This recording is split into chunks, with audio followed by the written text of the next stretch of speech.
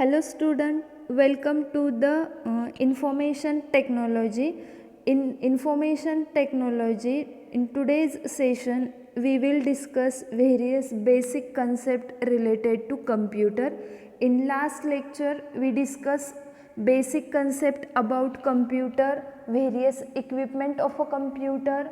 Then we discuss concept related to hardware, usage of a computer, and what is meant by software. So in today's session we will discuss about what are the types of a software, then basic screen of a computer. So let us start. All these components we already discussed in last lecture related to computer. In that, monitor, CPU, speaker, keyboard, mouse and printer all are the computer equipment, and with the help of all these equipment computer can perform. So related to that, we already discussed one concept which is hardware. Basically each computer system involve two components, which is hardware and software. So in last session we discussed about hardware. In today's session we will discuss about the software. So basically software is any set of instruction that tells the hardware what to do. So basically computer perform togetherly with the help of hardware and software. In that, software tells hardware what to do and hardware perform accordingly to software. So in software we have a various types of software application. With the help of that application we perform various operations on computer. Here they give various examples of a software. In that, web browsers like Google Chrome, Mozilla Firefox, Internet Explorer are called as a web browsers. All are a software application. Then games, any kind of game we called as a software. Then word processors such as a Microsoft Word. Word processor includes of Microsoft Office Word, Microsoft Office Excel, Microsoft Office PowerPoint, Microsoft Office Access Database, all applications known as a software. So basically software is a computer program which perform accordingly to hardware. So there are two types of software. In that, software is divided into two types, which is application software and system software. Basically सॉफ्टवेअरचे दोन types आहेत की ज्याच्यामध्ये first आहे application software आणि second आहे system software. आणि application software is design for end users, म्हणजे जे पण कम्प्युटरचे युजर्स असतात त्या युजरसाठी जे ॲप्लिकेशन किंवा जे सॉफ्टवेअर प्रोव्हाइड केलं जातं त्याला ॲप्लिकेशन सॉफ्टवेअर म्हणतात. ॲप्लिकेशन सॉफ्टवेअरच्या एक्झाम्पलमध्ये आपण मायक्रोसॉफ्ट ऑफिस बघू शकतो, नोटपॅड बघू शकतो, पेंट बघू शकतो. त्याच्यानंतर तुम्ही कम्प्युटरमध्ये इन्स्टॉल केलेलं कुठलंही ॲप्लिकेशन त्याला काय म्हणतात, ॲप्लिकेशन सॉफ्टवेअर. किंवा जे तुम्हाला पर्पजफुली रिक्वायर्ड आहे असे जे ॲप्लिकेशन्स आपण कम्प्युटरमध्ये इन्स्टॉल करतो त्या ॲप्लिकेशन्सला काय म्हणतात, ॲप्लिकेशन सॉफ्टवेअर म्हणतात. फॉर एक्झाम्पल एखादी गेम असेल like candy crush. Candy crush हे एक ॲप्लिकेशन सॉफ्टवेअर आहे की ते युजरच्या रिक्वायरमेंटनुसार सिस्टीममध्ये इन्स्टॉल केलं जातं. आणि second type of a software is a system software की जे कशासाठी बनवलं जातं, कम्प्युटरसाठी बनवलं जातं. मोस्टली ज्या सगळ्या ऑपरेटिंग सिस्टीम्स असतात कम्प्युटरमध्ये वापरल्या जाणाऱ्या, ज्याच्यामध्ये लायनेक्स, युनिक्स, विंडोज अशा ज्या ऑपरेटिंग सिस्टीम्स आहेत त्या सगळ्या ऑपरेटिंग सिस्टीम ह्या कशामध्ये येतात, सिस्टीम सॉफ्टवेअरमध्ये येतात.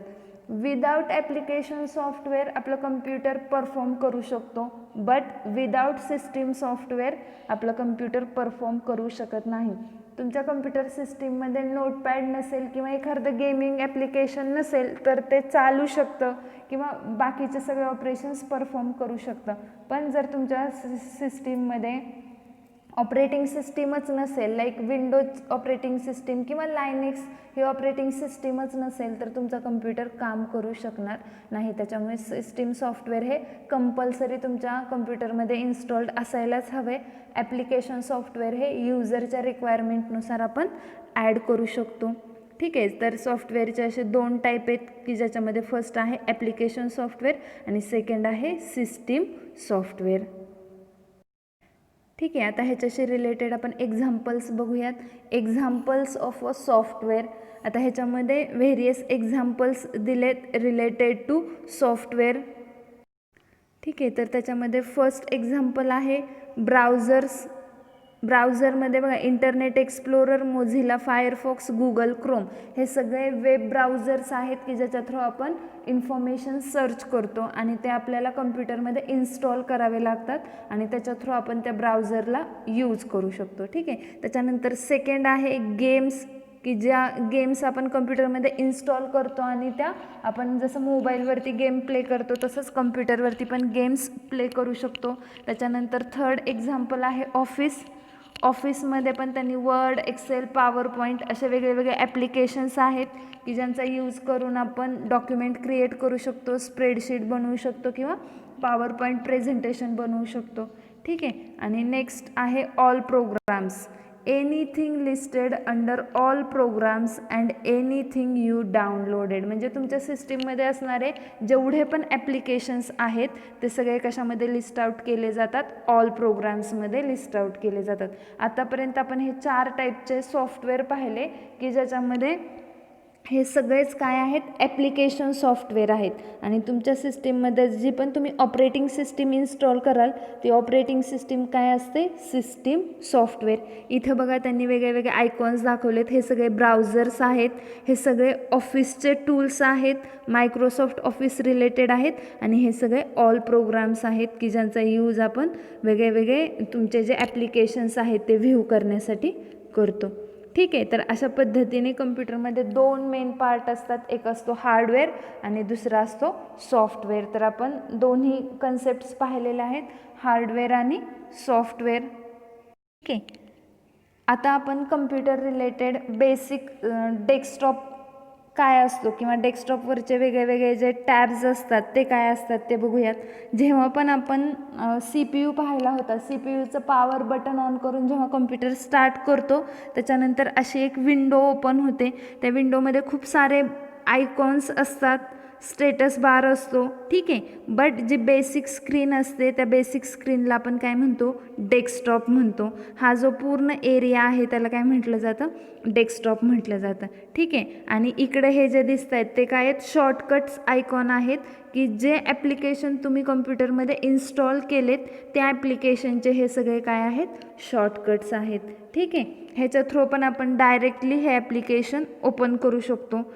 आता आपण रिलेटेड टू डेस्कटॉप वेगळे ऑपरेशन्स पाहूयात किंवा कुठले टास्क आपण डेस्कटॉपवरती परफॉर्म करू शकतो ते बघूयात.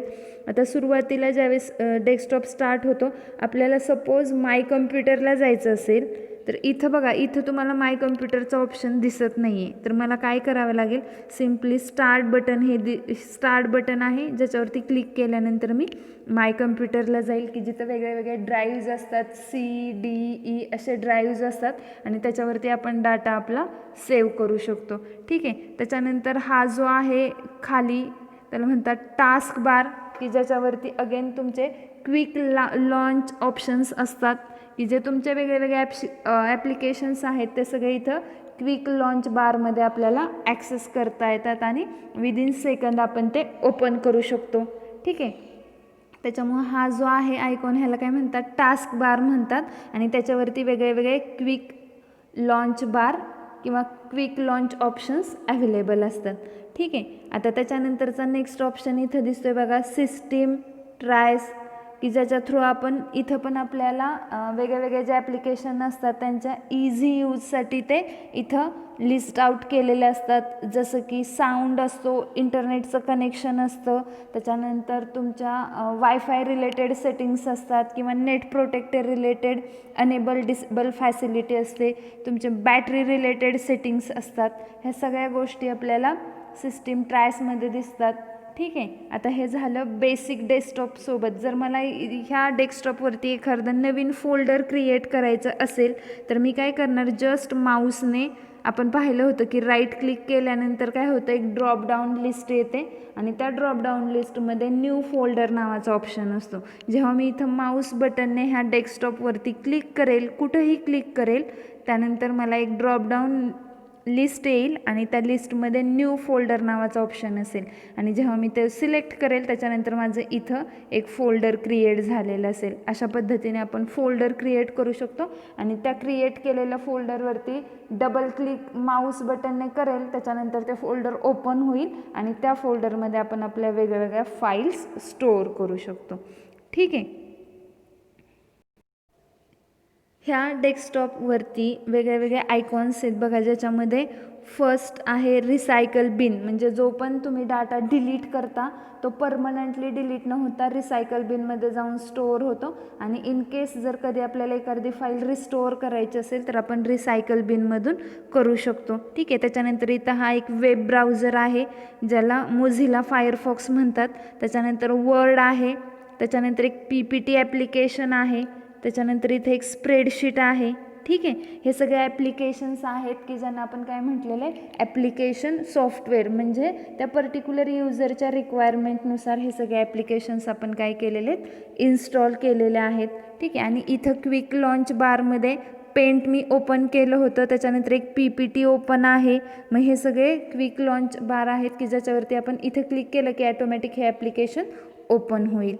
ठीक आहे. तर ह्या सगळ्या बेसिक गोष्टी आहेत रिलेटेड टू डेस्कटॉप. जेव्हा आपण कम्प्युटर स्टार्ट करतो त्यावेळेस जी बेसिक स्क्रीन येते त्या बेसिक स्क्रीनला आपण काय म्हणतो, डेस्कटॉप म्हणतो. ठीक आहे.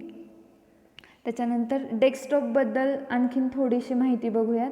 The place where you can easily gain access to everything on your computer, म्हणजेच डेस्कटॉप थ्रू आपण आपल्या कम्प्युटर रिलेटेड कुठल्याही गोष्टीला इझी ॲक्सेस करू शकतो. एखाद्या फोल्डरला जायचं असेल तर आपल्याला डेस्कटॉपवरून इझिली त्या फोल्डरला मूव्ह ऑन होता येतं. Uses icon to represent programs on your computer, म्हणजे जे पण ॲप्लिकेशन सॉफ्टवेअर तुम्ही तुमच्या कम्प्युटरमध्ये इन्स्टॉल केलेले आहेत त्याचे शॉर्टकट आयकॉन कुठे ॲपियर होतात, डेस्कटॉपवरती ॲपियर होतात आणि त्याच्या थ्रू आपल्याला समजतं की आपल्या सिस्टीममध्ये कुठले कुठले ॲप्लिकेशन प्रोग्राम इन्स्टॉल केलेले आहेत. त्याच्यानंतर नेक्स्ट आहे background on which the icons sit is called the desktop. ज्या बॅकग्राऊंडवरती वेगळे वेगळे आयकॉन्स सेट आहेत त्याला काय म्हणतात, डेस्कटॉप म्हणतात. आणि तो जो बॅकग्राऊंड आहे तो आपण चेंज करू शकतो, त्याला वेगळ्या वेगळ्या थीम्स ॲप्लाय करू शकतो, त्याचे सेटिंग्स पण बदलता येतात. त्याच्यानंतर use the mouse to move around the desktop, म्हणजे माऊस बटनचा यूज करून आपण डेस्कटॉपवरती खूप सारे ऑपरेशन्स परफॉर्म करू शकतो. नवीन फोल्डर क्रिएट करू शकतो, त्याला रिनेम करू शकतो, एखादं फोल्डर मूव्ह करू शकतो, क्रिएट केलेलं फोल्डर डिलीट करू शकतो. ठीक आहे. ह्या सगळ्या ॲक्टिव्हिटी आपण with the help of Mouse on desktop perform करू शकतो. ठीक आहे. तर ही सगळी इन्फॉर्मेशन रिलेटेड टू डेस्कटॉप होती. आपण मागच्या 2 सेशनमध्ये रिलेटेड टू कम्प्युटर वेगळ्या वेगळ्या बेसिक कन्सेप्ट पाहिल्या की ज्याच्यामध्ये बेसिक इक्विपमेंट ऑफ कम्प्युटर होते, हार्डवेअर म्हणजे काय, सॉफ्टवेअर म्हणजे काय, and basic screen of a computer system. ह्या सगळ्या गोष्टी आपण पाहिलेल्या आहेत. ठीक आहे. तर नेक्स्ट सेशनपासून आपलं ॲक्च्युअल सिलेबस स्टार्ट होतो आहे. तर त्या नेक्स्ट सेशनपासून आपण आपला डेली 11th स्टँडर्डचा सिलेबस स्टार्ट करणार आहोत. ठीक आहे. सो थांबूयात. थँक्यू.